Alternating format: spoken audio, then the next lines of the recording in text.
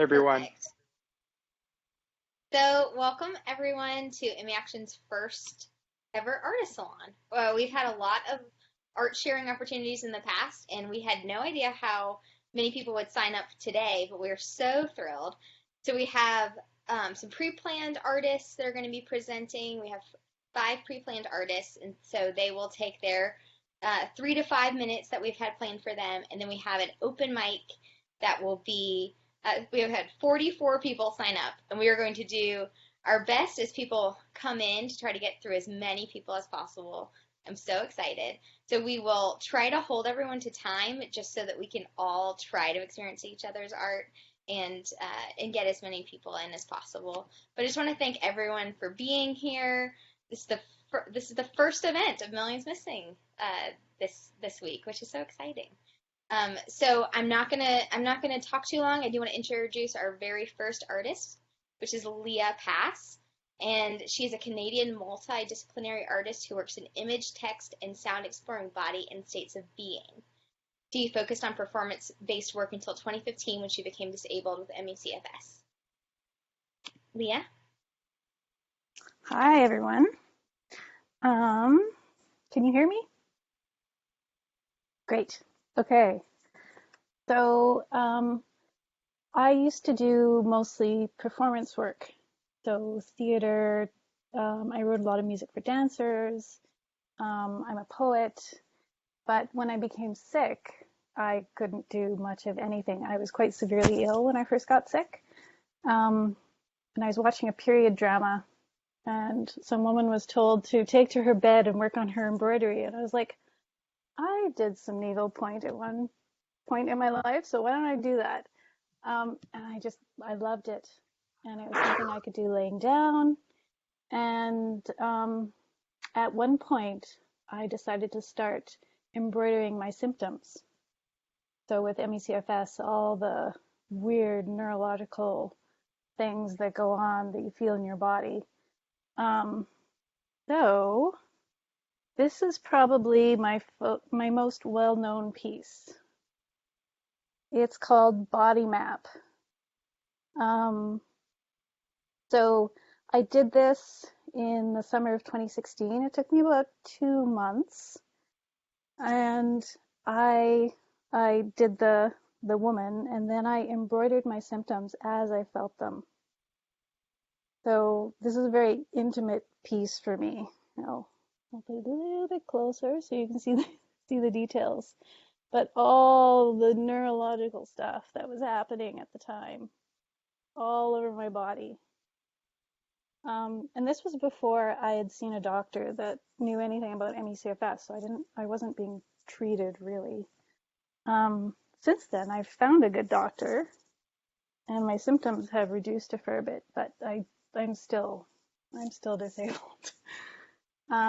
This is another one. It's called Censorium. It's a depiction of the hypersensitivities we have to sound, touch, light, all those things. Just trying to manage our how the world affects us, really.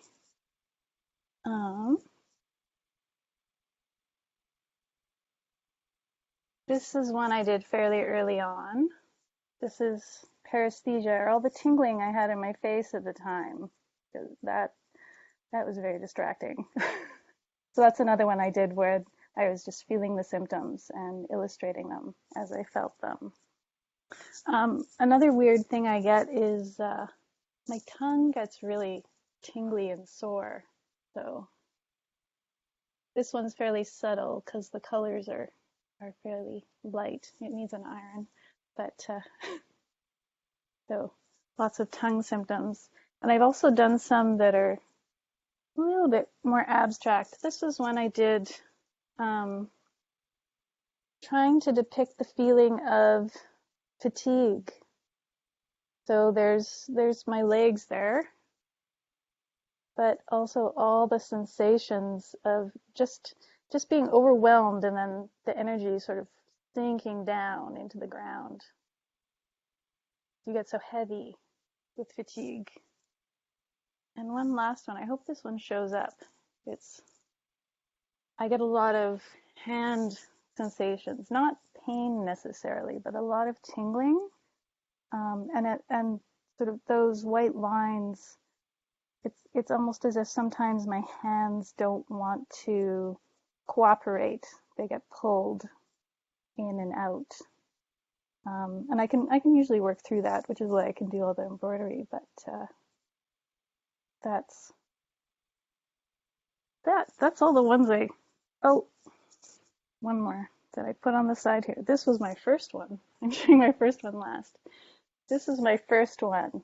This was my hand paresthesia. So that purple one I showed is a much later piece. So the sensations sort of lessened in some places and intensified in my fingertips and things. So yeah, I also do a bunch of anatomy-based ones, but I won't show those because we don't have a lot of time. But you can see all my stuff on Instagram and Twitter. I do a lot. So that's probably my time. So there you go. Leah, these are absolutely gorgeous. And Thank I think you know that we have been huge fans of you for a long time, all of the Emmy Action staff. And so it's so nice to get to see you present. And I know so many folks from the community have expressed how much they love your work. And I just want to highlight the chat for everybody. So as Leah was presenting, folks are putting their reactions in the chat, and please feel free to keep doing that. Since everyone is muted, it's so great to be able to put your thoughts in the chat if you want to. But thank you so much. Thank you. Thank you for inviting me. This is great. And where can people find you on Instagram? Instagram, my Instagram handle is Leah, Lia _ Pass, P-A-S, one S. And my Twitter handle is the same, Lia _ P-A-S. That is wonderful. Awesome. So everyone, please follow Leah and keep sharing in her wonderful work. And for anyone who, I know some folks in the chat are saying that they also do the similar work. So if you tag us today, if you tag emmyaction.net and on Instagram, Twitter, or Facebook, we can find your art, and we're going to be sharing folks, different people's art throughout the week. But today is the big day to share your art. So just a reminder to everyone who, finds similar inspiration, please share with us today so that we can reshare.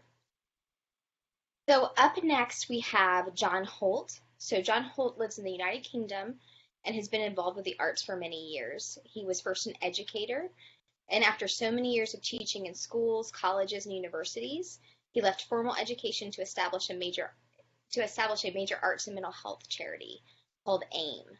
After leaving AIM in 2012, he took a studio in Holmfirth and began to explore the notions of flow and fluidity.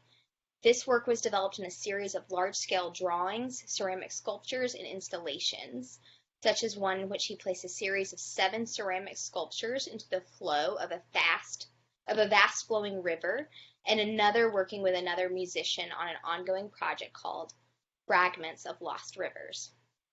John is now a remote artist in residence at Cresswell Crags. I'm so sorry for my British friends that I'm going to butcher this. Archaeological Center, and this means that he can work around his Emmy crashes. So Ben has 2 videos to share from John.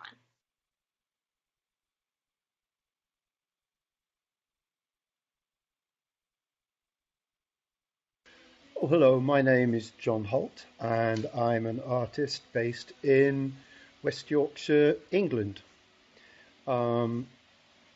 Some 20 odd years ago now, I was invited to lecture in Pakistan.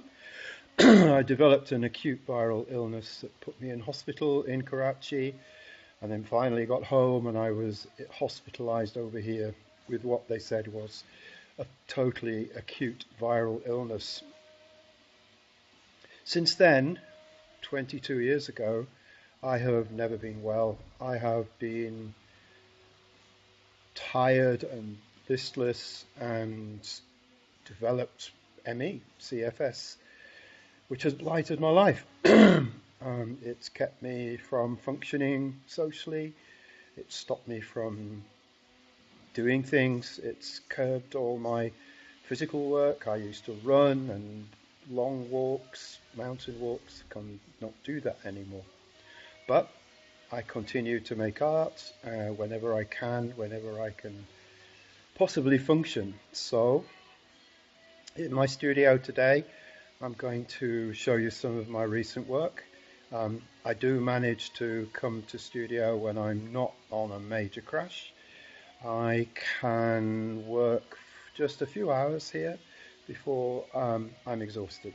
So then I have to pack in and go home. But I still make work. I have to make work. I worked in arts and mental health for many years, and I realized the value of creativity in people's lives. And all of my work is quite Taoist. It's very much concerned with symbols and archetypes. And some of the work I'm going to show you comes from a residency for an archaeological site with Ice Age art and apotropaic marks, which are witch marks, on the walls of caves. So I'm artist in residence at Creswell Crags Archaeological Museum. So what you're going to see is the work that I produced in relation to that residency. The work that you can see behind me is a drawing that I did, which is my ME. This is how my ME is. This is my graphic representation of ME. Anyway, now we'll turn to the work. Thank you.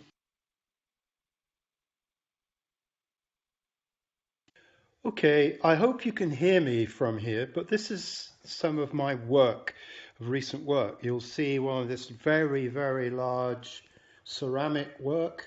It's full of symbols of apotropaic, which are witch marks, which are protection marks, of symbols from labyrinths, from Neolithic caves, the sun symbol from a cup and ring stone from Ilkley, and then down here you will see two stags from Ice Age caves, and then inside there is a bison.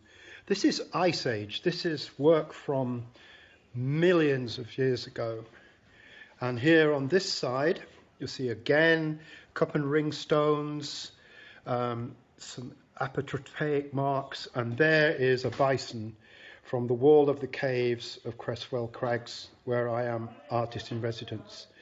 And there you will see more symbols.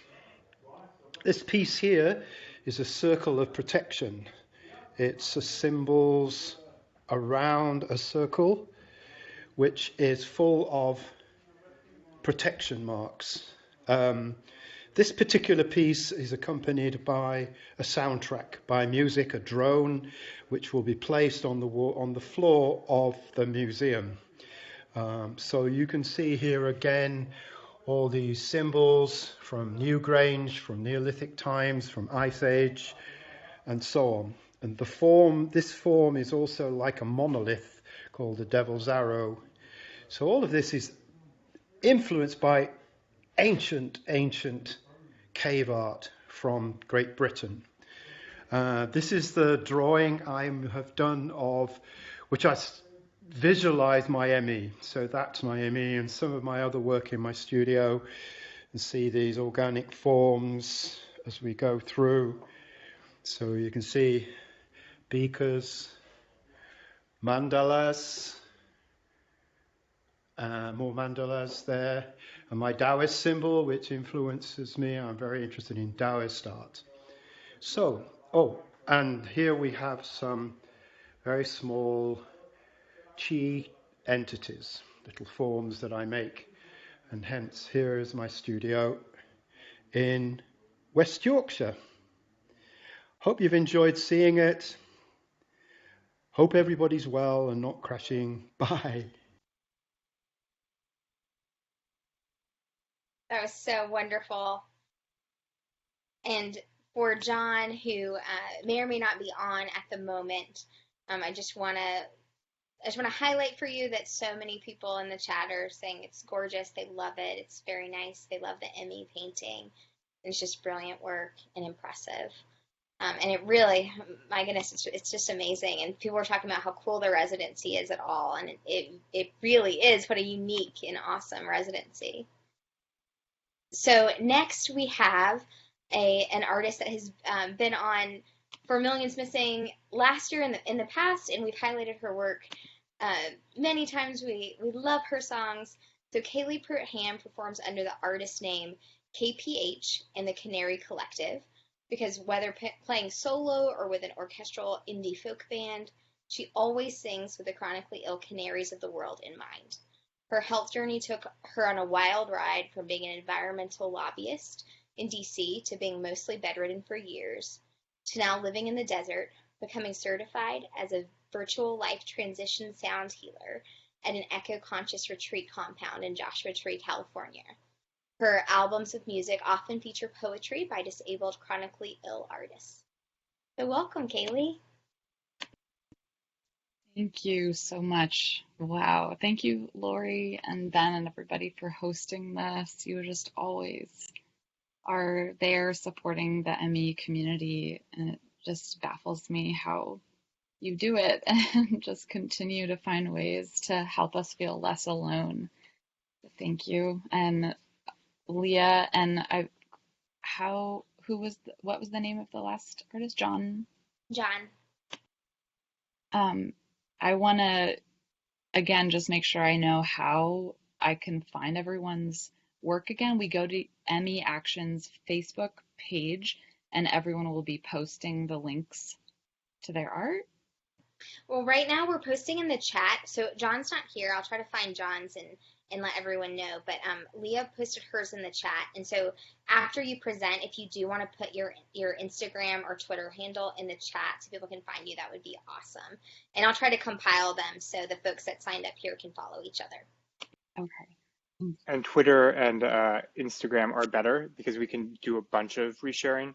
So do it on, share your art on Twitter and Instagram preferably. Okay. Thank you. So yeah, I'm Kaylee. I'm starting a timer for 5 minutes, right? I go by the name KPH and the Canary Collective.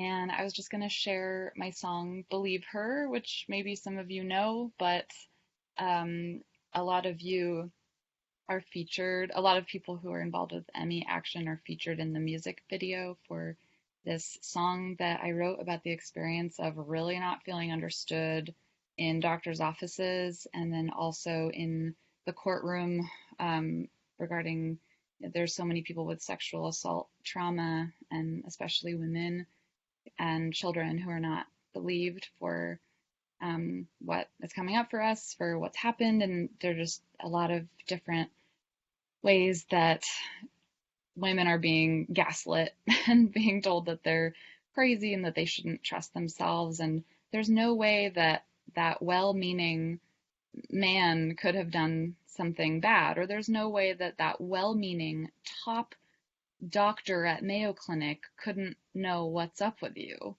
And I think that we all have the propensity for good and harm within us, and doctors are trying their best, but we can always hold one another accountable to having the humility to think, okay, maybe there is a chance that someone could not understand what's going on with us. And I just encourage everybody, since I used to be an activist or a lobbyist in Washington, D.C., the decision makers who are deciding about policies, about what gets funded and, you know, what kind of regulations we have on pharmaceutical companies or just the private sector, and sometimes that echoes worldwide, you know, not just in the United States. Any decision maker who you can find, even if it's the head of a medical training university in your country, share your art with them directly. They get so many policy papers and just emails or form letters or just, you know, the written word, which is really powerful, but a lot of them aren't very personalized. But they might only get one handwritten drawing in the mail that a 7-year-old with ME did that day or that month or that year. And that will stick out to them.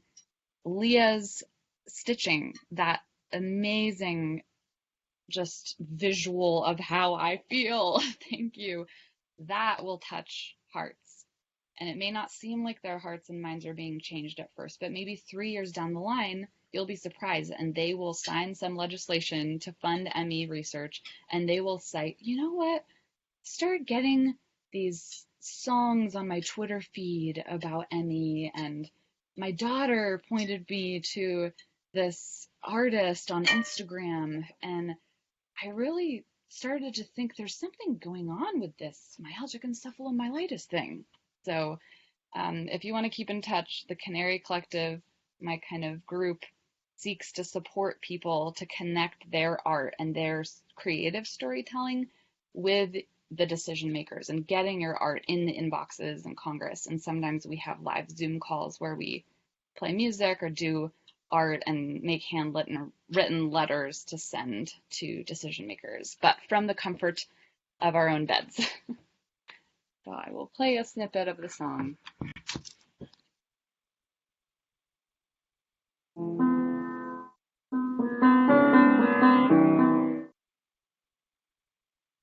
Oh, Mom, you come to me hoping for answers, crying for help from something that's like cancer. But I look inside you, I search for invaders. Probably your own heart is the real traitor. He was a good man with a good family, that he would do bad things is so hard to believe. He was a good man with a good family, that he would do bad things so hard to believe. Billy, Billy, Billy, Billy,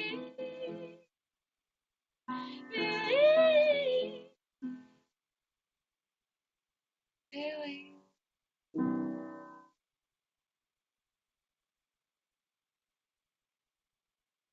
Beautiful. Beautiful. Thanks, Kaylee. Thank you so much, Kaylee. Yeah, absolutely beautiful. And Kaylee, will you write in the chat where folks can follow you? And just so we have that written down. Absolutely beautiful. Lots of applause. And thank you for sharing. We have 2 authors up next from our group writing for our Lives ME group, and this has been an exciting new group that has formed recently, and I'm so excited to hear the writing from these 2 individuals. So first we have Diane Coleman. Diane lives in Ithaca, New York. She has survived 37 years of ME with the gracious help of her beloved creatures and surrounding wildlife. She takes part in the ME Pillow Writers Group led by Bobby Oswald. Diane? Oh, you can unmute yourself, Diane.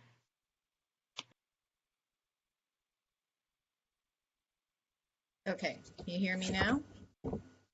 Yeah, okay, great. Thank you so much. I also wanted to first say thank you to ME Action and all of you who are providing us with this venue to share our work. It's so appreciated. I'm going to read a piece entitled Perfect Moment. I woke up that morning not wanting to go on anymore. An altogether too familiar mode, usually triggered by an extended period of feeling particularly poorly physically. And it's been going on so many years. How much longer can I really do this?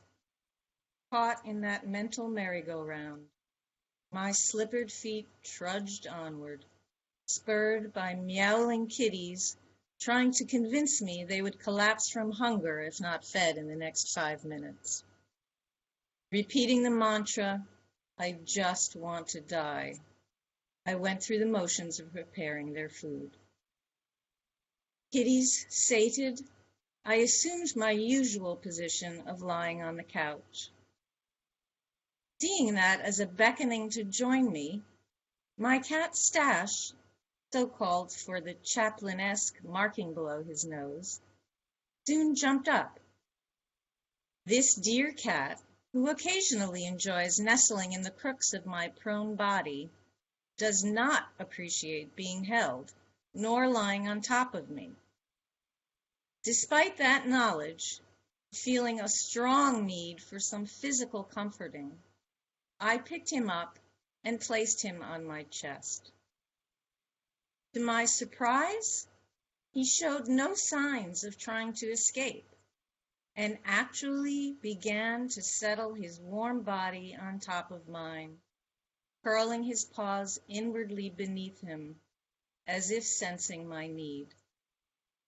When I started to pet him, he began to purr. In that instant, I was flooded with such feelings of joy and love that everything else just dropped away, and I found myself smiling. Putting into practice the tenets of mindfulness, I savored those feelings as long as I possibly could, appreciating the moment of light that temporarily displaced the darkness. I just wanted to, excuse me, I just wanted to say that I wrote that piece to highlight the idea that even in our darkest times, these transformational moments can occur that have the tremendous power to shift us out of the blackness in which we can sometimes find ourselves and remind us of the beauty that still exists in our lives in whatever form or for however long. And, whether it's a moment in nature or a call or a visit from a loved one or a special moment with a pet, it can make a huge difference and provide just enough of a respite from our struggles to help us to keep going on. And I also wanted to mention this group that was mentioned at the beginning of that I'm a part of, which is when I wrote this piece, was this group called Writing for Our ME Lives, which we affectionately call the Pillow Writers. And it's led by a generous and inspiring woman, Bobby Ossabel, and sponsored by ME Action. Before I joined the group, I didn't write. I didn't like to write. I found it difficult to write, both mentally and physically. I actually did physical art. I worked with found objects, but was finding that I was unable to continue doing that. And so was hoping for some other kind of creative outlet. And so I joined the group on a whim. And since then, I have been able to express things in writing that I was never able to before, and it's become an invaluable part of my life. It's a wonderful way for those of us with ME or long COVID to be able to support one another in a creative and productive way, which is a very rare experience. So I just wanted to encourage anyone who has any interest in that to check it out. And just as another plug for the work that I do, I have been making these earrings, which are made out of recycled aluminum cans. Anyway, thank you so much for this time. I appreciate it. That is amazing, Diane. And you might have seen in the chat, you did get some compliments on your earrings before you mentioned them, so everyone was noticing those beautiful earrings. So thank you so much. And you and Kaylee brought up such a good point about not being alone. So one of the themes of Millions Missing this year is you are not alone. And I think if anyone can bring that point to life, it is certainly artists. It's certainly all of your work. And so thank you very much for what you do. And I think anyone who is encouraged by Diane's writing is very beautiful.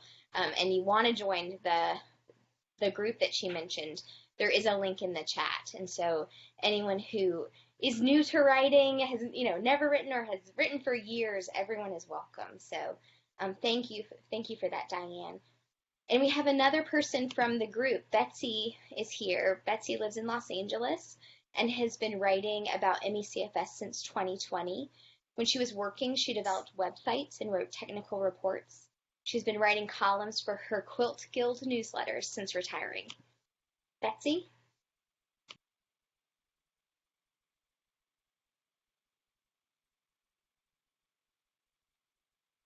Well, I know Betsy was on earlier. We were just chatting before it started. Yeah, I see you. Betsy, can you unmute yourself? Betsy, if you can't find the button, if you're on a computer, if you press down the space bar, it will unmute you. How's that? Okay. All right. Now let's see if I can get back to this. Okay, so I just wanted to make sure that everybody saw the writing by Rivka in the Washington Post, the article about chronic fatigue and ME. Rivka is the daughter of the woman that runs the Pillow Writers Group, and it is a very caring and supportive, safe group for anyone at any level of writing. It has really, really helped me a lot. So I'm going to read two short pieces. The first one is When I Wake Up in the Morning. And I wake up in the morning after surviving my first year of forced retirement. I welcome the day. My day always begins with my warm cat meowing loudly for his back rub. He loves me, whether or not my head is aching or my shoulders are stiff. Gently rubbing his back seems like small payment for the comfort his company brings me against the loneliness of living alone during the pandemic. After breakfast, I cradle my giant cup of constant comment tea, the tea that my grandmother always served us. I remember how she loved me and always gave me her warmest smiles. Then I pump myself full of spiritual readings and emails with affirmations to hold on to my worldview of the glass half full. Some days I am overtaken by mourning for having my energy drop from 40 hours a week of work to maybe 4 hours a day in 2-hour segments with long naps in between. Mostly I have learned how to roll with whatever energy I have each day and to listen to my body to know when I absolutely must rest. I try to stay awake during various Zoom meetings about quilting or writing and designing computer games. I have to mark my day as a good day if I can quilt for 2 hours or be coherent enough to remember what I heard in a Zoom about writing children's books. Often, I can't do these both on the same day. My goal is to accept where I am today with ME. I want to travel the world and to be awake all day, but that's not my reality. Now that I'm on my 4th trip down the ME road, I want to balance the energy I spend each day so it's sustainable. So I read my affirmations and I practice making lemonade from life's lemons.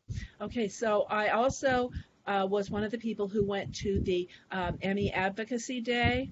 And here is a piece that I read that day, and I added a paragraph at the end about a couple of really important things that I learned from other advocates. So here's what I read on the ME Advocacy Day. I want my happy life back. When I was forced to retire due to my 4th episode of MECFS, I felt like I had died. I loved working as a successful computer systems analyst and creating fiber art. However, when my symptoms returned, I could no longer focus on the problem solving that had been so easy for me before. When I retired, my income dropped by 1/3. I lost touch with my friends at work. I didn't know how to validate my worth to society without being defined by my job. I was first diagnosed in 1974. Because of MECFS, I never married. I don't have children or grandchildren to hug. I never purchased a family home, and I am alone in my apartment every day.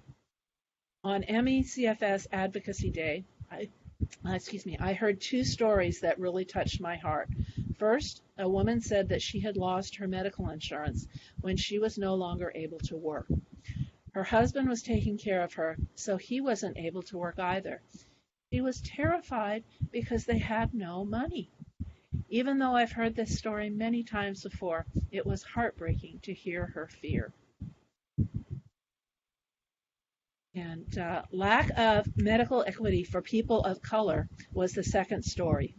Not only do people of color often have transportation issues just getting to a doctor, medical care may be through a clinic instead of having a regular doctor. Symptoms of ME/CFS may be a last thought when people of color have multiple medical conditions such as diabetes and malnutrition. I learned from other advocates how deeply this lack of access to good medical care affects people of color. And my last line is, I want to live a full-time life instead of being one of the millions missing from ME/CFS. And then I am going to show a quilt. I've been quilting since 1985 on my third trip through ME/CFS, and this quilt is in a book that will be coming out in July called Quarantine Quilts, Chaos, Creativity in the Middle of Chaos, and it's collected by Sandra Sider, who is the curator of the Texas Quilt Museum. Let's see if we can get some of this in here. So the quilt starts, it's like a 9-patch story. So this is all about being alone. This is when they closed the beach where I live in Santa Monica. And this section is about my travel plans being cut off like everyone else's. And then this is how I kept in touch with my friends through the internet and through cell phones. And there's my cat sleeping on top of a pile of fabric, which he's doing right now. And then here in the middle section, I am making lemonade out of lemons. And here is the section on the food that I ate, which is heavy on carbs and chocolate. Surprise, surprise. And then this section here is about how quilting and sewing has saved my life and has given me the joy of creativity, even in the midst of this terrible illness. And then this is about the writing, and you can see there's a typewriter there, and some stories about cats doing strange things and being detectives. And then this is about, let's see if I can get that in there. This last piece is about the letters that I wrote for the Sierra Club to get people out to vote in the last election. And that really made me feel good and feel like I was a part of something, and that's part of what brought me here today to do advocacy for this, because it's so important. You know, I see so many people going through so much trauma because of their illness, and I just really want to say hello to all of you and tell you that I send you all hugs.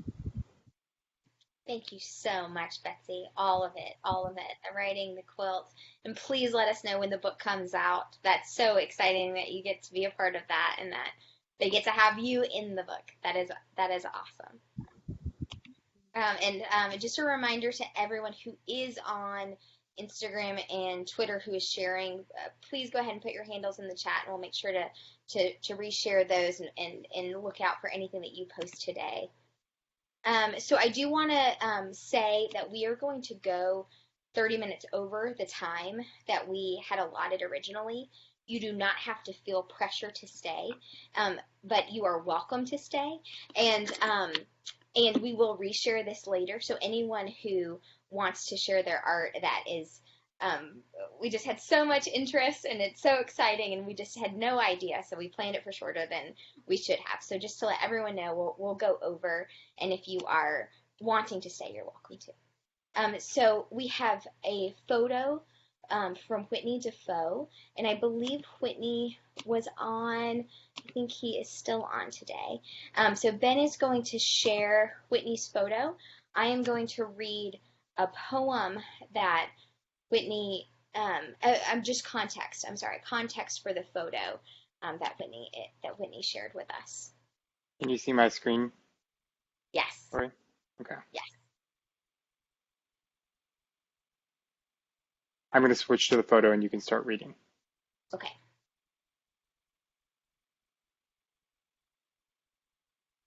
As I improved slightly from Abilify, I started to be able to make photographs with my phone. It's no Nikon DSLR like I used to use, but it is still a big deal for me to be able to think in that way again and work creatively again after so many years of darkness. I decided to start making a photograph every day, sometimes more thoughtful and carefully set up, and sometimes, if I don't have the energy, whatever I can, even if it's just a quick snap. I've been doing it for about 2.5 months now. I've been trying to be honest and open as I can and document what my daily life is like. I try to be mindful of moments that speak to MECFS in my life right now, and then make photographs that capture these moments as best as I can with my phone's camera. Sometimes recreated and sometimes spur of the moment. I've created an Instagram account and I'm trying to commit to posting a photograph every other day to keep pressure off so I don't push myself and I allow for quick pictures when I'm worn out. It's going to be a creative challenge to keep making images with such limited subject matter and not being able to move much, but that makes it fun. I'm going to be as honest and open as Instagram will let me. These 2 photographs express 2 seemingly opposing occurrences in my life, which sometimes happen simultaneously: suffering and transcendence.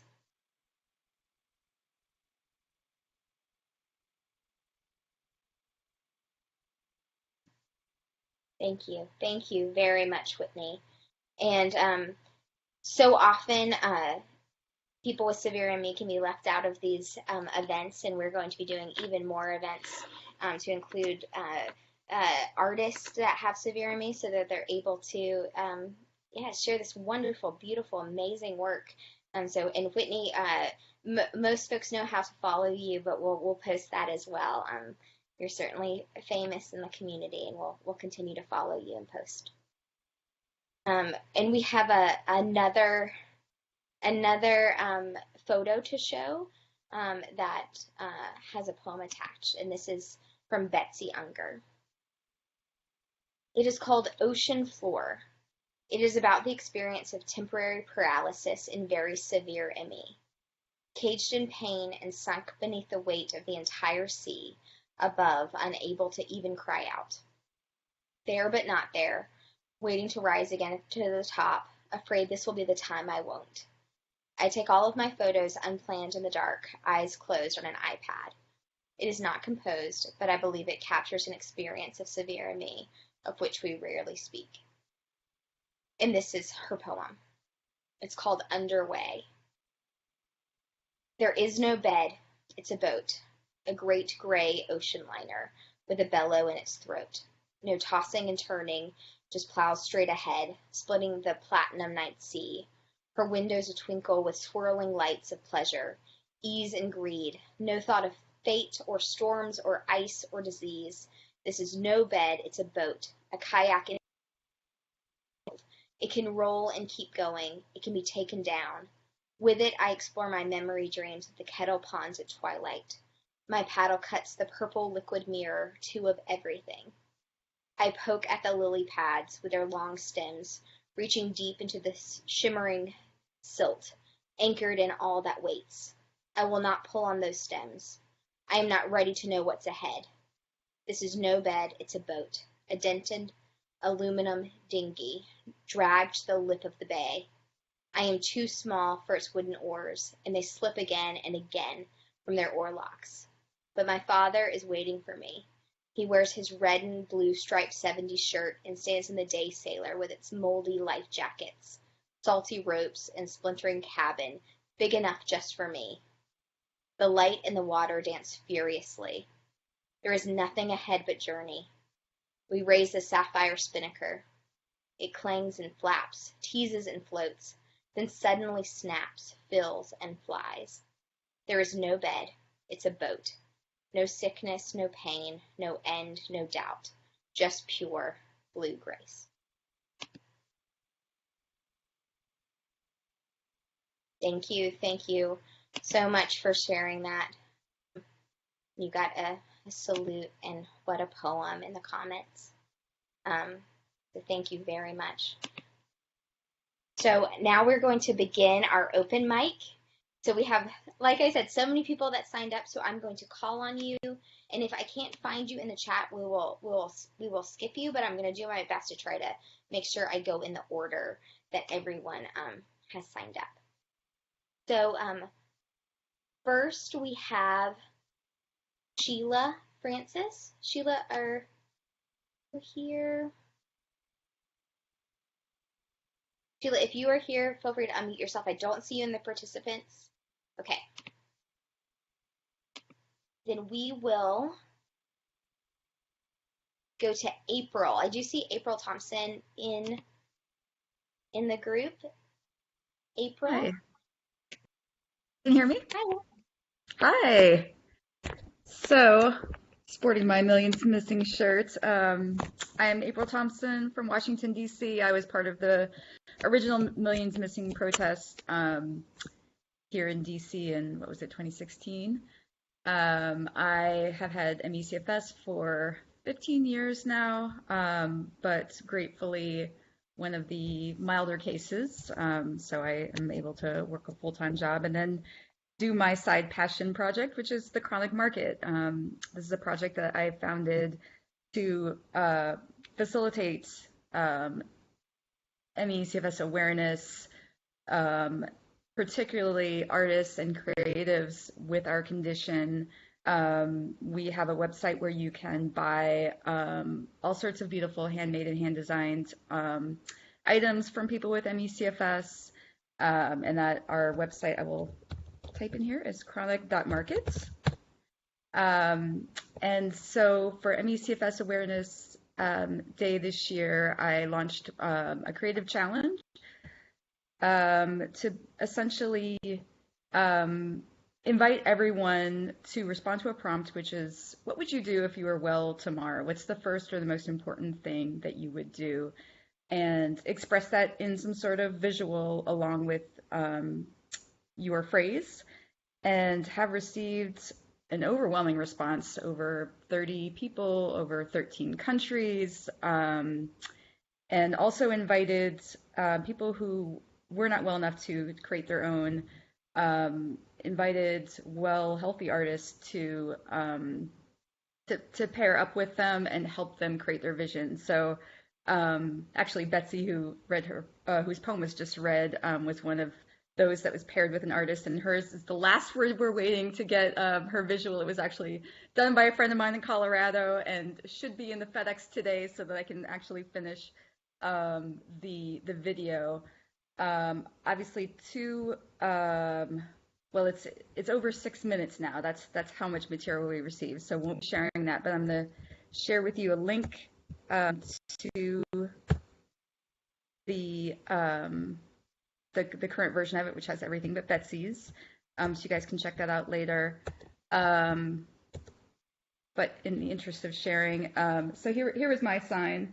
I was a competitive marathon runner and boxer, and so my response to the prompts was that I would run for miles and miles and miles, because like the rest of us, I can no longer exercise, even though I'm,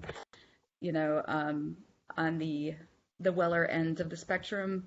I can't even do 30 seconds of vigorous exercise without really paying for it. So anyhow, I really encourage everyone to check out what we're doing and consider getting involved. We you don't have to necessarily sell your art to participate. We have a closed Facebook group where we exchange resources. There's different ways to plug in. We're hosting artist workshops and other things. So I will put in that first one is Instagram, and then I will also type in our Facebook.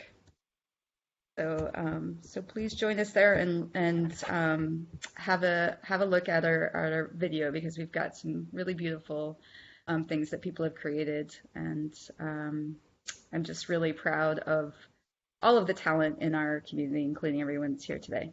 So thank you. Awesome. Thank you so much, April. And yeah, please check out the video. It's so cool that you've already gotten up to 6 minutes. That's amazing. It's just the content is there, everyone. There's so much to feature. That's so awesome. So thank you again. And it's so awesome that you were a part of the very first Millions Missing. Very cool. So next up we have Christine Nelson Oma, who we have also featured in the past, who is a dancer. She'll be sharing a dance and a monologue with us today. Christine, are you still on? I'm here. Do you hear me? We hear you, yes. Great. Okay, so just a little bit about myself. I live in Norway, and me and my husband, we together with Elizabeth Royseth, we brought the Millions Missing to Norway, the first sort of thing in 2016. And I've been ill for 10 years now. And it's just been wonderful to have this sort of activism of Millions Missing, ME Action going on, and feel part of a larger cause than just my own life and my own illness. I am a choreographer and a dancer, and I have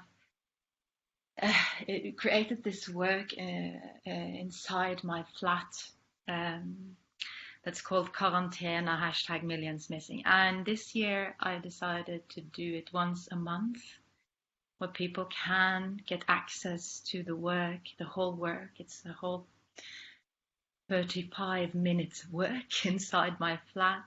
And basically it's also a fundraiser for ME Action, Open Medicine Foundation, and the ME Union in Norway. So it gives my life a sense of purpose, living this life so isolated. And I wanted to show you just a short little section from my work. I also wanted to say that the whole project is very personal to me. I share my story in different abstract ways. And the main question I've asked myself since I got ill is, how do I dance now that I'm ill? So I think I'll show you a little bit.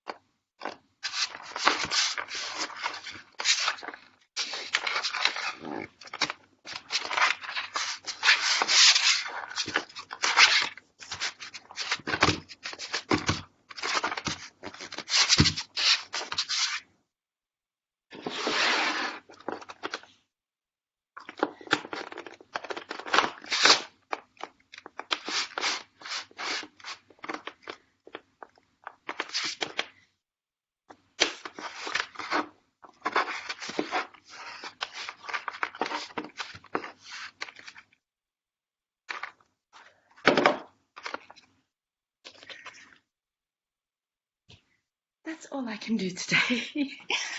Just also want to say thank you to everyone. It's so inspiring to see, listen to you. Thank you. Thank you so much, Christine. And you can see in the chat, everyone saying raw and powerful, beautiful, and so cool, and it is so amazing. So, and I definitely encourage everyone to follow Christine. So Christine, So if you want to,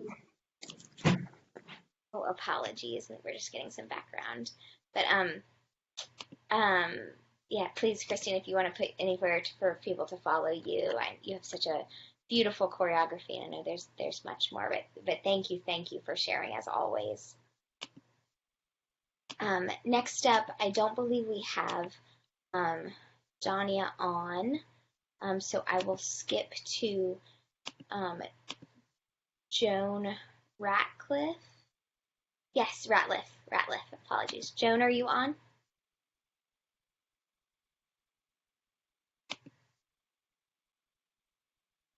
I see your name is on.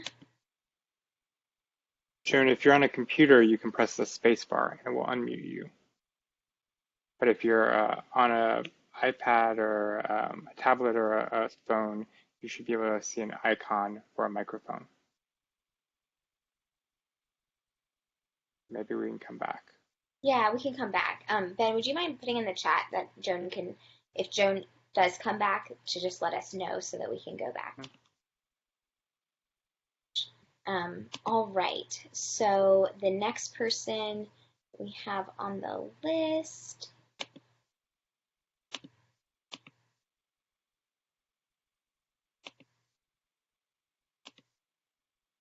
there's a few folks that aren't on, so I'm just trying to find the next available person.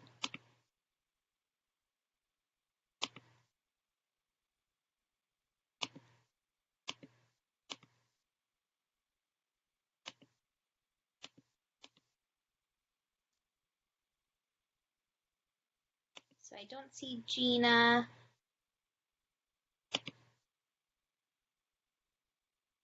I do see Tiggy. Tiggy, would you like to share? Hi, Tiggy. Yeah, hi there. Yeah, I'll share. Yeah, so I just have a few poems to read to you today. Yeah, I've had Emmy for about 3.5 years, and I'm kind of moderate. I can still do a few things, but not a lot. But yeah, it's really nice to have have a sort of sense of achievement and expression through writing, and it's nice to have a space that is totally, because Emmy is such a sort of all-consuming thing. It's nice to have a space that is sort of away from that. I don't really write about fatigue or my experiences with Emmy at all in my writing. So yeah, so I will start with a poem called, actually this one doesn't have a title. I can still feel the echo of my childhood in shadow mills and speckled gleams, in raspberry lips and scarves of blue. Am I really dying? I've run on for a long time, my shadow elephantine in the Arctic summer. There is no shelter among ragged skies and red-eyed cows. Now, after some years in your crumpled hiding place, sunken under noontide waters, you bring a silver motion in my mind's eye, nothing more than a strange glitter caught in glimpses. The next one I'll read is called Voyage Evening. Well, somehow we worked our way across, unscathed, up to the ridge, inseparable from its light, compass bearing west by north and west by south, half south. In other words, a dead reckoning. Do you remember how we waited, extending the time indefinitely, surrounded by barren winter, resplendent with ennui? This one's called Reiteration. Surrounded by unknown, with face pointed heavenward, a process of constructing, and watching in astonishment the mountain in winter, the winter sun, the coast in the evening. We have been arguing long, weaving dusk into a coarse blue silence, into an unknown shape, portioned out of drunkenness into finite form.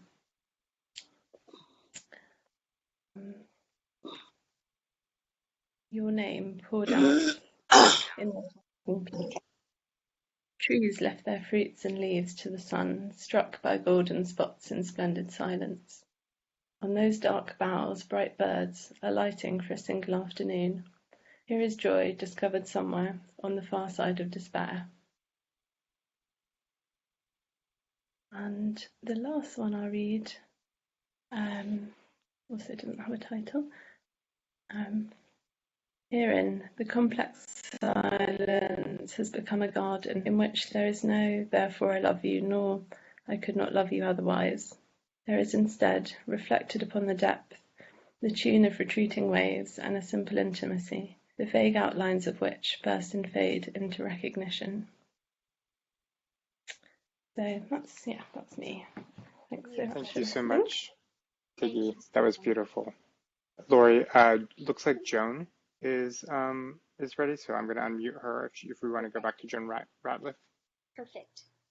Joan, you want to go ahead? Yes, really didn't expect to speak. I just wanted to show a piece of what I do on the dock. Stand in the water and make a sand casting. I don't know if anybody's ever heard of it, but it's you make a picture in the sand, and I put it on the dock. But anyways, you put your rocks or shells or whatever in it, and then you pour plaster over it. And anyways, it's something that can be slowly done. You pick your little picture out on the dock there, and then you transfer it to your. Anyway, I don't know if you got the picture. It's a spiral on our condition, spiraling. Maybe I'm not making sense, but it's just one photo that I sent. Oh, I love that. And did you email it, Joan, or did you post it on social? However I got to this part, that's how I went. I love that. Okay, awesome. We'll make sure to look for that, and we'll try to share that on social later. But it did make perfect sense, and it's beautiful. That's awesome. So we'll be sure to share it. And thank you for coming on and sharing your art with us. Well, I've just really enjoyed this. Thanks. I'm so glad.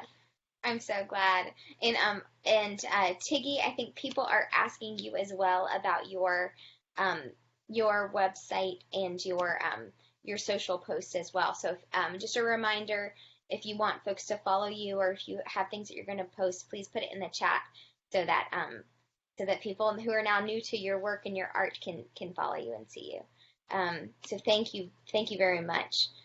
Is Julia Barrios? Are you on right now? And if so, if you want to unmute yourself, you are welcome. I do see a Julia on.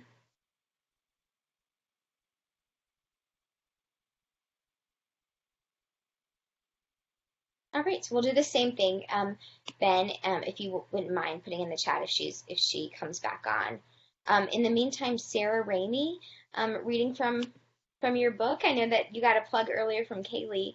Are you on to share with us? Does that work? Can you hear? Okay. Hi, I am Sarah Ramey. I was going to read from. I have a book. It's called The Lady's Handbook for a Mysterious Illness, and it's about us, ladies, not ladies. It's about this experience. But it now feels totally inadequate reading that just in the space that we're in. So I'm also a musician, and my music name is Wolf Larson. And I was going to play a song, but I injured my finger really badly. So I'm just going to sing a song. When I was very, very severely ill for many years, I couldn't get up. I couldn't play the guitar, as a lot of you have experienced.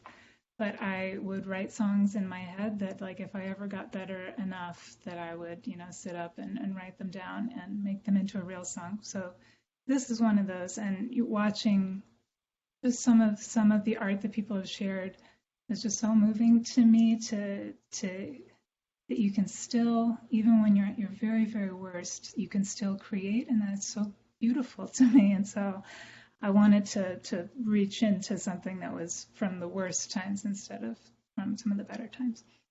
I haven't sung in front of anybody in a long time, so if it's a disaster, I apologize. But there we go. Called Black Swan. Oh, come, all ye faithful, down to the street. There's something I think you will want to see. Oh, come, all ye atheists in your non-belief. There's something I need you to feel through me. Oh, oh, oh, oh, oh, oh, oh, oh, oh, oh, all you black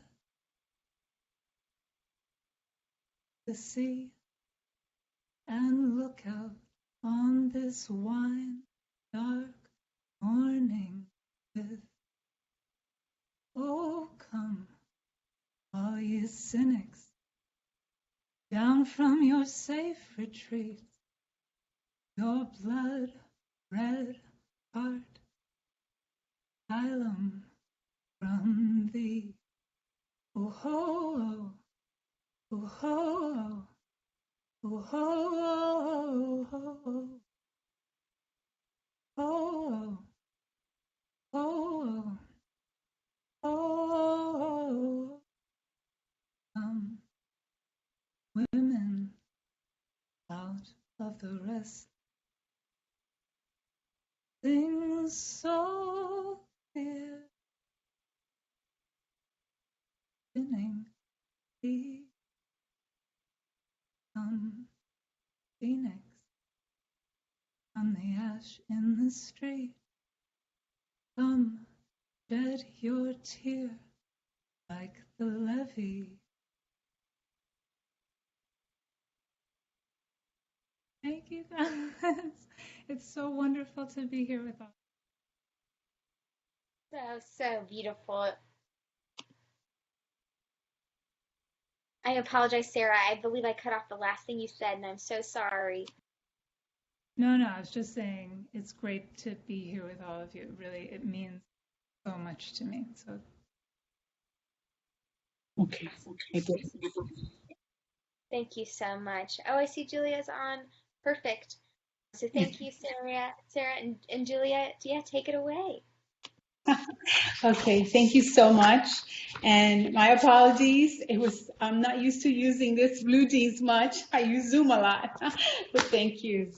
All right. I'm going to be reading to you something that I wrote with my heart. I was so touched that you guys are doing this beautiful, beautiful event.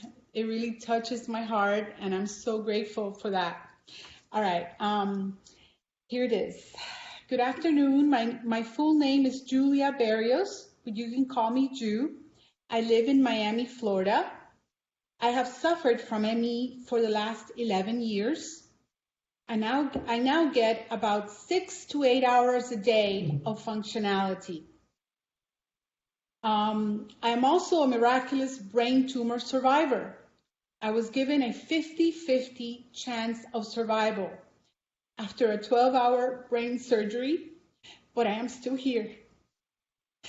Okay, despite this debilitating condition, I have created while bedridden to date over 200 digital art pieces to expand higher states of world health consciousness. This is the art piece I chose for today. It is one of the images taken from a video art collection of 11 others similar to its image. From the art collection number 6, it's called Tzedakah Frequencies, Justice and Charity. This piece is entitled Gratefulness. And I'm going to get up and hold it so everyone can actually see it and take a look at it.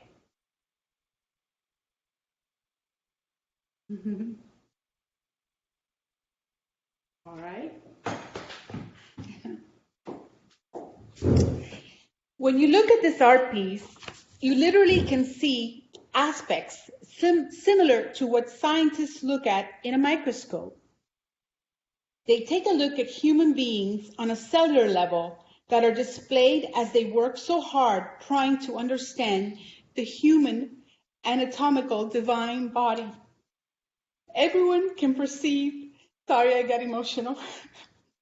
Everyone can perceive these images as colorful floating cells, bacteria, viruses, or mitochondria, based on their visual scientific perception and conscious interpretation. This art piece represents gratefulness to scientists, to doctors, nurses, hospital workers, activists, and advocates who have battled the COVID-19 that has infected and killed more than 3 million people around the globe.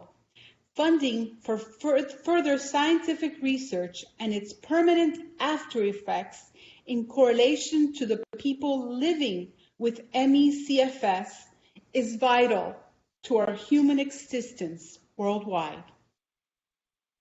The techniques used to display the elements and principles of the art piece are displayed in a digital art format. Digital art is currently being seen as one of the most up-and-coming art methods of expression in our times. Due to our computer technology advancements and current world needs after the effects of the pandemic. The materials that I used, they're high gloss type of acrylic sheets that complement richness of colors. It's displayed through a variation of a 7668 by 6740 digital pixels. Dimensions. The particular art piece is a 16 by 20, the one that we're looking at here now, and can be displayed as large as a 60 by 60, or even larger with today's technology. The artwork is brought to life with the stylish moving lines, organic looking shapes, and implied textures. It has degrees of light and intense primal colors with added depth. The energy projection displays asymmetrical balance, small and large contrasts. Focal points of emphasis, it creates illusion of movement. It has repetition of visual patterns and rhythm, and everything works together in unity through all the patterns. I have been tremendously inspired by the work of groups like ME Action, which strives to create more public awareness and funding for ME. Because of this inspiration, we started a nonprofit called Sanarte Foundation. Its purpose is to use artwork as a higher state of compassion, to gather valuable monetary resources in the forms of world contributions, private philanthropy, and all other types of donations in order to make a difference in such needed medical health research for those suffering from severe debilitating conditions that are ignored and are so underfunded. It's my hope that I can work with and support ME Action in the very near future. You can look me up on my website. It's called sanartefoundation.org. And thank you so much for inviting me and allowing me to share my artwork with the ME community. Thank you so much. Thank you so much, Julia. And I will say that advocates in Florida and ME Action Florida have pointed to Julia's wonderful artwork in their advocacy, and it's been so instrumental. So thank you so much. I believe the next person that is on that has signed up is Oona Hearn. And if you can unmute yourself. Yes, that's me. Welcome. Hi, thank you. It's the most extraordinary evening for me. I can't believe what you guys have done in putting this on is, I can't even describe it in words. I'll find a way, but I can't at the moment. But I'm just too tired to think straight. The thing I wanted to share is two ladies in Ireland. I'm in Ireland, by the way. They set up a project for a comfort blanket, a national comfort blanket, and it was for what gave you comfort in lockdown. Now, I didn't tell them that my lockdown was slightly longer than theirs. I hope you can see that. No, sorry, this is technically very, very challenged. Sorry, I'll just try and do that again. So I did 4 patchwork squares. The top left is represents meditation and mindfulness. It's the Plum Village logo. The top right is how I keep in touch with my friends and people online. The bottom left is study and entertainment, and the bottom right is a robin and can you see that properly? Can you see that okay? It represents nature. So I didn't actually tell them that this, my lockdown is a lot longer than just a year, but I've had ME for 40 years now. I'm 55 and I had it since I was 16. And I was very bad in my 20s. I was able to work in my 30s and 40s, and now I'm bad again. I have a couple of hours a day, basically. But this sort of community, particularly with all the artists, I mean, the work that you've shared, everybody has shared tonight, is just extraordinary, and I can't tell you how much it's meant to me to be on this, seeing your work, never mind participating. So thank you guys for doing this. It's just been amazing. Thank you. Thank you so much, Oona. What a wonderful project. That's an amazing project. Yeah, thank you for coming on and sharing. Thank you. I think we might actually get through the folks that have signed up. We'll see. Helen is next, and it's textile mixed media, I believe. Helen? Hello, can you hear me? Yeah, okay. I had ME since my 40s, so about 28 years now. I used to be a primary school teacher, and I spent a long time sort of bedridden, but now I'm sort of, a bit more mobile.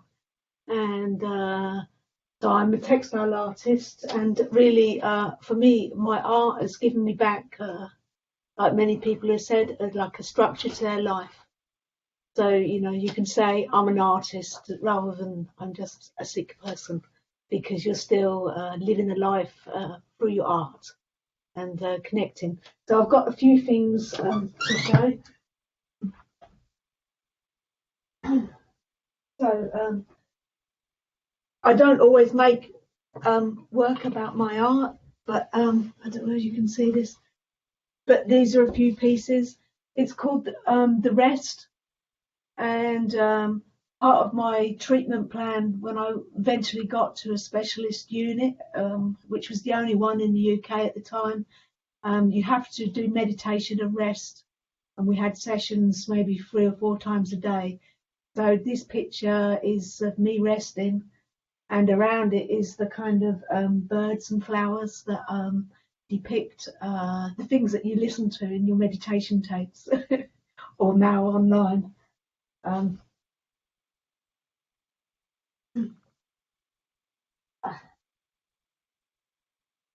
This is another one that I made a long time ago.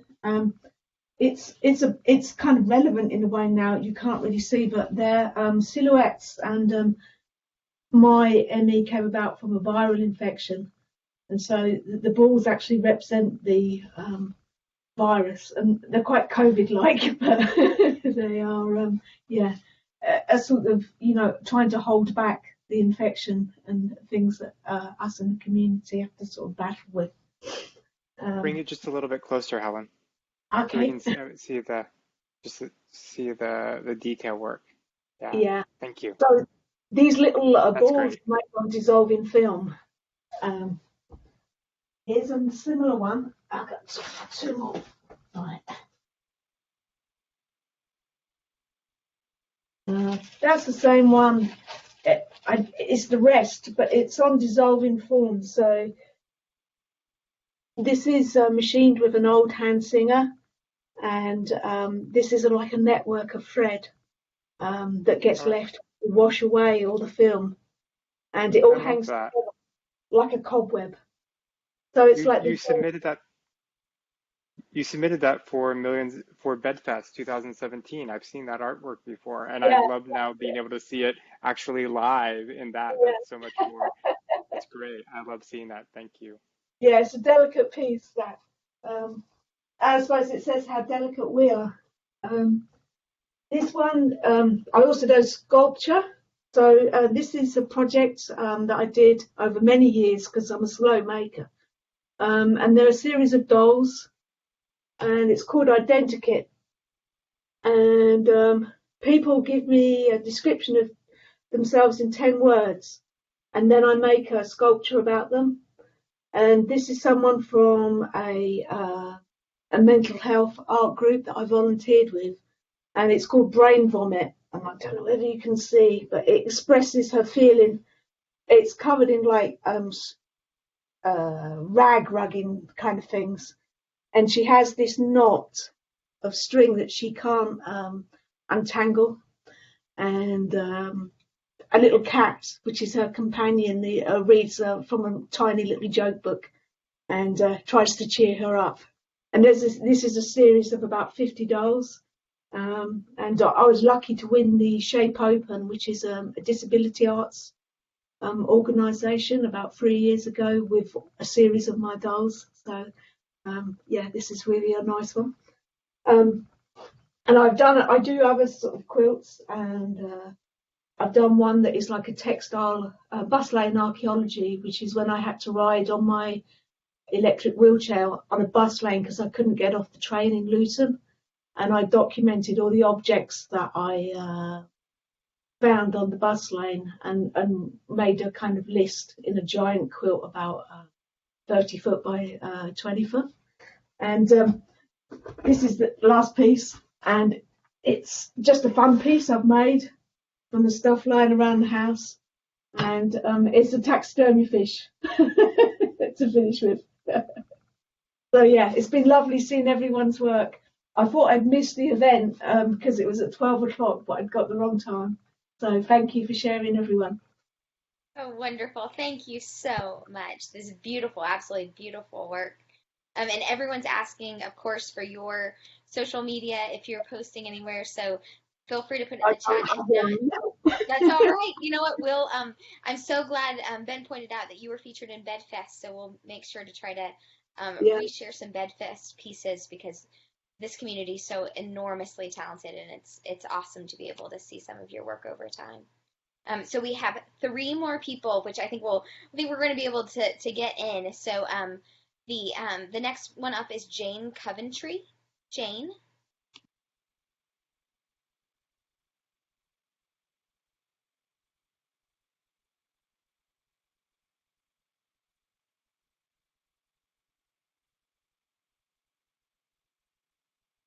Jane, if you're having trouble with your mic, just feel free to put it in the chat, and then Ben can support you while we go on to the next person. Hello. And can you hear me? Yes. Yeah. Perfect. Sorry. Yes, go ahead. But you can't see me now because I've got me turned around somehow. You see the ceiling? You see the ceiling? I think. I'm sorry. I don't know.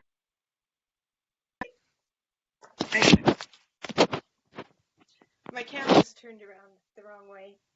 Anyone know how to turn it back? Well, I'll show you my art.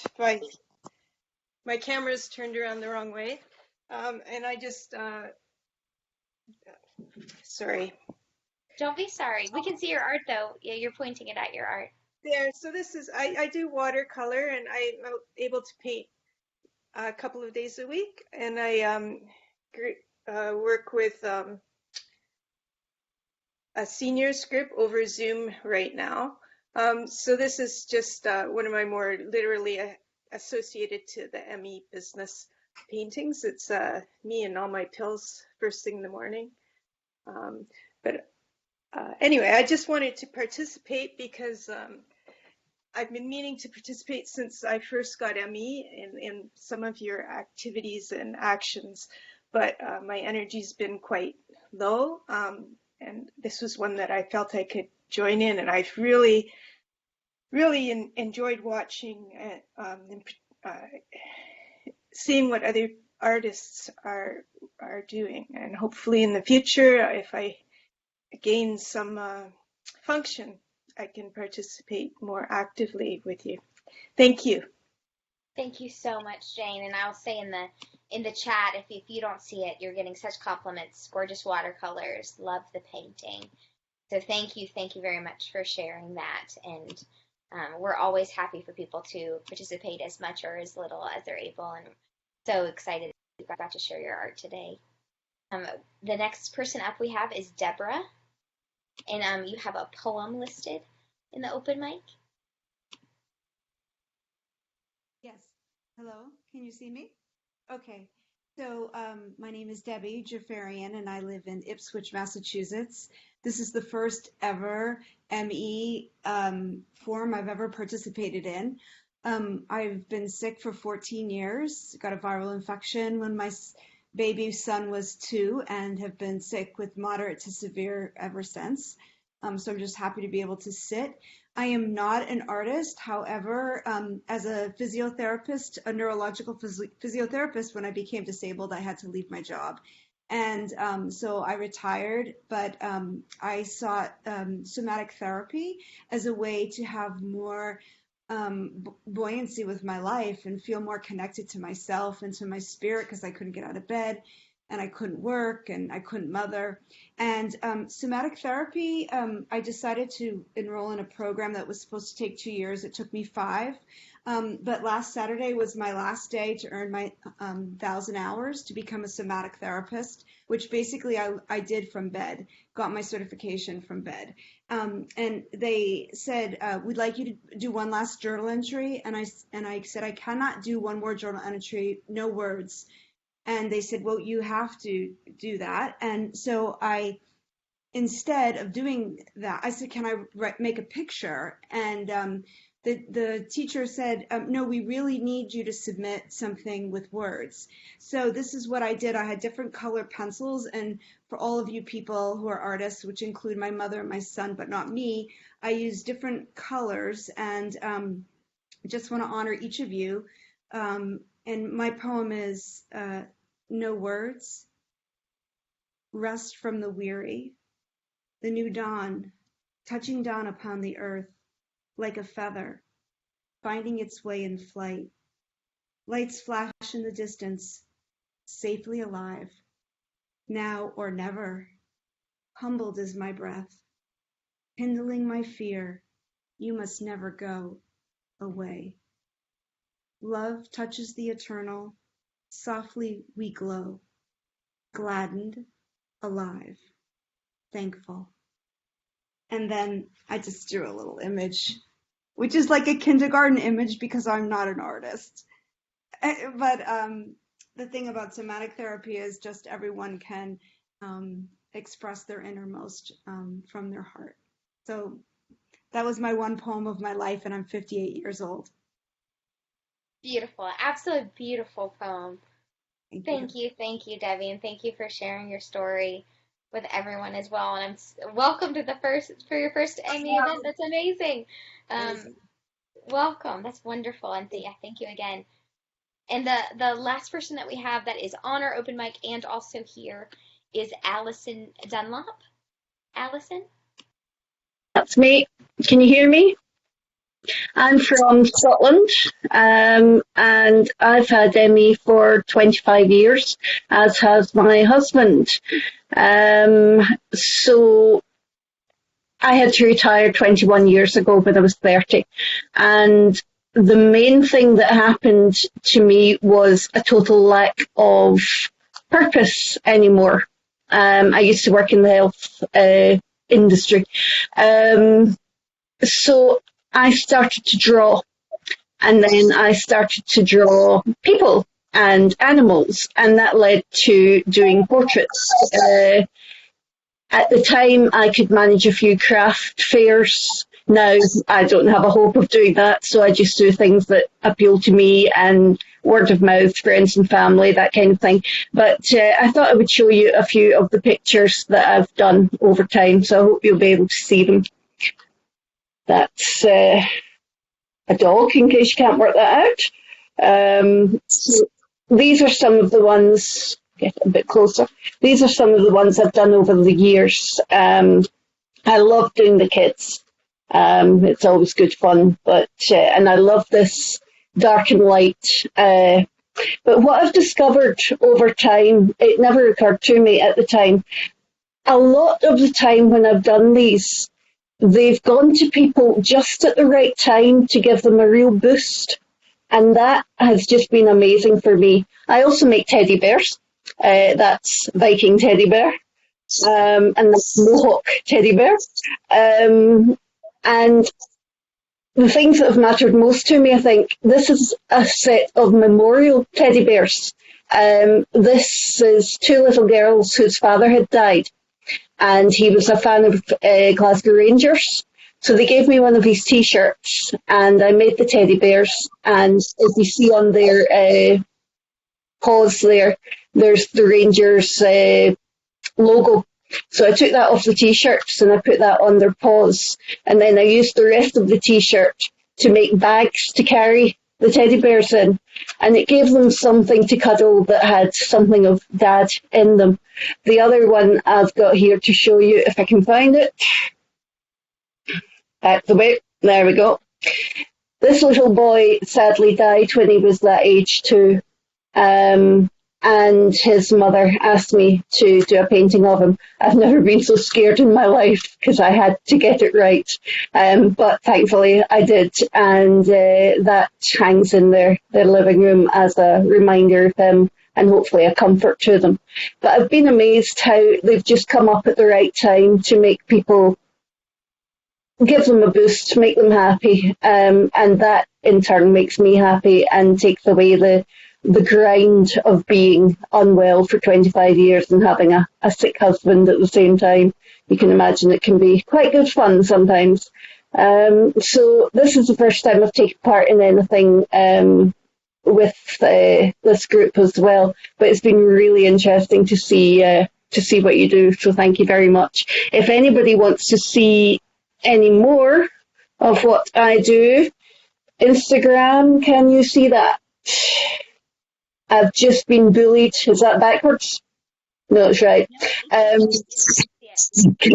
It's backwards for me. I've just been bullied into going onto Instagram, so there's some other stuff there that you might want to see. Okay, and thank you very much. Thank you, Allison. Thank you so much. And I will say, oh, apologies for that. I will say that I overlooked Allison Bilton. So we have one more person, and I want to make sure she gets in. So Allison Bilton, are you still on?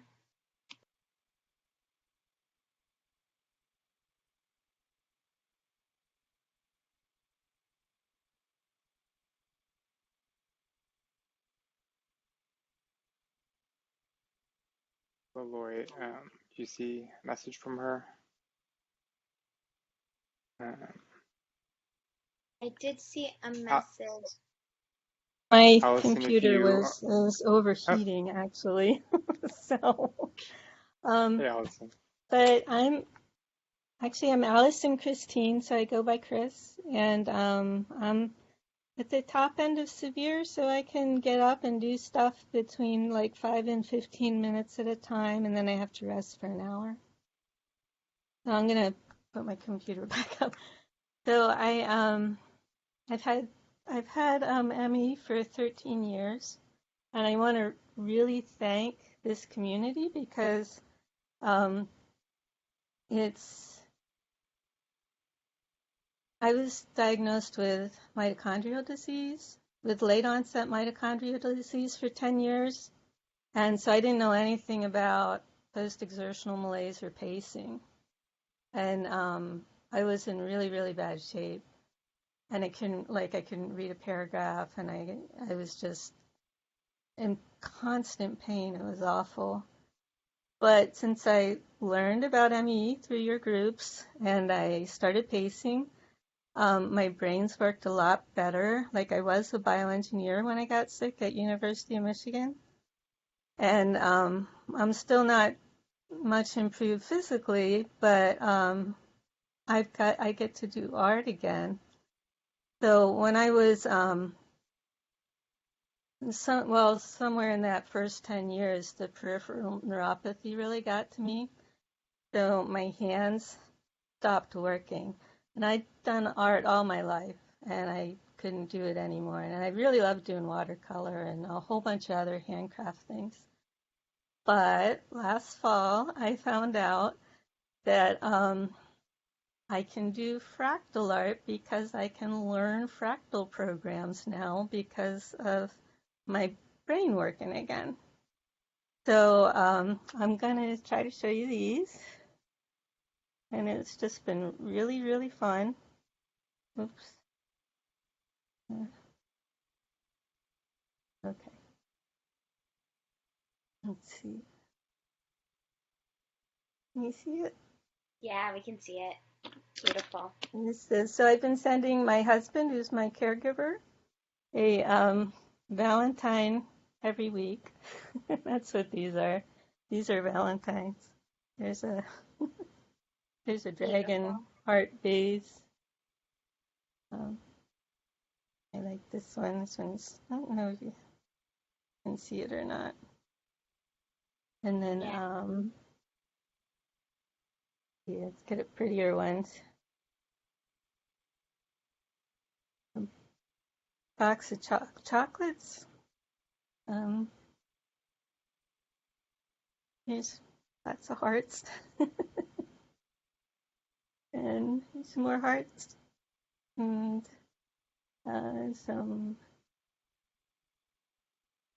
these love potions. So I've been having such a great time with it, and it just makes me so happy.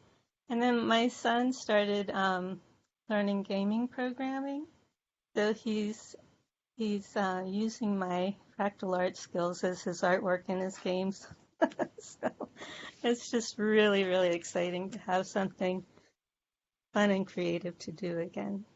So, and not just be in constant misery and pain. So yeah, it's great. I mean, I'm still mostly in bed, but I feel like I have a life again, in large part because of you guys, because I just didn't know what was wrong with me.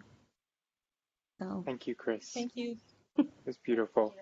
Lori, I wonder if right before, I know we're at time, so we need to end, but I wondered if I could do one thing before we. So for all of you who are able, if you want to take if you want to turn your camera on, I thought we would switch to gallery view for a moment, so you can just see all the faces of the people here who are. Thank you for sharing your art with us, your creativity. And I just want you all to see all your faces, all the power, all the creativity that's here together, to recognize that. So I encourage you just to take a moment and look at the other people that are here, that you're not alone. You're surrounded by many other people, and so who are here, who may have not been on and here, but like use each other's faces as an opportunity to remember you're not alone. And I'll give it back to you, Lori. It was perfect ending, but I'm so glad you suggested it. This was one of the most inspiring Blue Jeans calls I've ever been on, and I'm sure that's going to be true for the people that we get to share this with later. And you are so wonderfully talented, and I just want to thank you all for sharing your art with us and with the community. And we just want to keep highlighting your what you do, your wonderful art, and I think especially since one of our themes is You Are Not Alone. You're going to give so much to everyone this whole week of Millions Missing, starting today, but all week long. So thank you so much for sharing everything with us. And we will, for those of you that are on social, we will see you on social. And be sure to post, and we will reshare. And for those that are not, we'll have more of these events. So thank you, and have a wonderful rest of your day. And if I can get a few snaps for, there's one person, Erin, who's also on this. So the reason we're able to do this, sorry, just 1 second, is Erin Roediger. And so she put all this together and organized these things. So if we can get some snaps for her, thank you. This was amazing. You set it all up to go so smoothly, and we really appreciate it. I'm looking forward to all the other events. Erin's been the secret sauce behind this year's Millions Missing. So we're so thankful for her. All right. Thank you, everyone. Bye. Bye.